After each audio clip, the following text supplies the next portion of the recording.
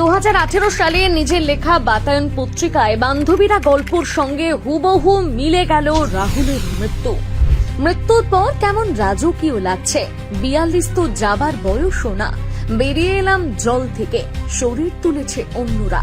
নিজের লেখা গল্পের সঙ্গে কিভাবে এত মিলে গেল রাহুলের শেষ পরিণতি, ভাবাচ্ছে দর্শকদের। এমনটাও কি সম্ভব? এটা কি নিছকই কাকতালীয়? ঠিক কি লিখেছিলেন অভিনেতা, জেনে নিন। টলিউডে আবারও নেমে এসেছে গভীর শোকের ছায়া। জনপ্রিয় অভিনেতা রাহুল অরুণোদয় বন্দ্যোপাধ্যায় আর নেই। এই খবর এখনো অনেকের কাছে যেন বিশ্বাসযোগ্য হয়ে উঠছে না। মাত্র 42 বছর বয়সে এমন আকস্মিক মৃত্যু যেন সবাইকে স্তব্ধ করে দিয়েছে। তার প্রয়াণ শুধু পরিবার বা সহকর্মীদের নয়, অসংখ্য ভক্তের মনে গভীর শূন্যতা তৈরি করেছে। ঘটনাটি ঘটে ভোলে বাবা পার করেগা নামের একটি ধারাবাহিকের শুটিং চলাকালীন। শুটিং করতে গিয়ে সমুদ্রে নেমেছিলেন রাহুল। তারপরে ঘটে সেই মর্মান্তিক দুর্ঘটনা। জলে ডুবে প্রাণ হারান তিনি। কিভাবে এই দুর্ঘটনা ঘটলো তা নিয়ে এখনো ধোঁয়াশা কাটেনি।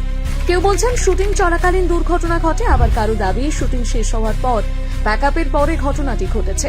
ফলে গোটা বিষয়টি ঘিরে তৈরি হয়েছে নানান প্রশ্ন এবং বিতর্ক। তবে এই দুঃখজনক ঘটনার মধ্যে সবচেয়ে বিস্ময়কর বিষয় হল রাহুলের নিজের লেখা একটা পুরনো গল্পের সঙ্গে তার মৃত্যুর অদ্ভুত মিল।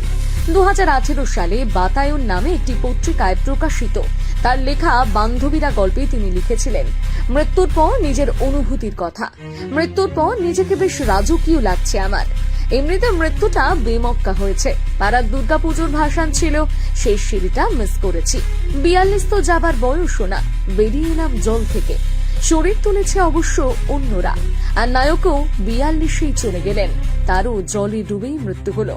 সেই লেখার শুরুতেই তিনি উল্লেখ করেছিলেন দুর্গাপুজোর ভাসানের সময় জলে পড়ে যাওয়া এবং 42 বছরের মৃত্যুর কথা। বাস্তবেও তিনি ঠিক 42 বছরেই জলে ডুবেই প্রাণ হারান। আর এই অদ্ভুত সমাপতন অনেককেই হতবাক করে দিয়েছে। অনেকেই বলছেন যেন নিজের জীবনের শেষ অধ্যায় আগেই লিখে গিয়েছিলেন তিনি। এদিকে ঘটনাটি ঘিরে উঠছে একাধিক গুরুতর প্রশ্ন।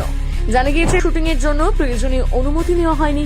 এমনকি ঘটনাস্থলে লাইফ সেভিং গার্ড বা জরুরি চিকিৎসা ব্যবস্থাও ছিল না বলে অভিযোগ।